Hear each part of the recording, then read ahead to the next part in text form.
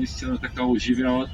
Тази крайбрежна улица след 19 часа вечерта в летния сезон се затваря, тя става само пешеходна и човек може така да се разходи по нея.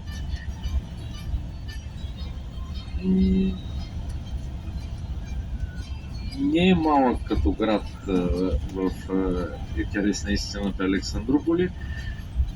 Сега по данни около 50-60 хиляди жители, но с туристите, особено летния сезон, градът става много по-голям. Тук за най-мъничките вдясно тези дръвчета, които виждате, това са маслинови дървета.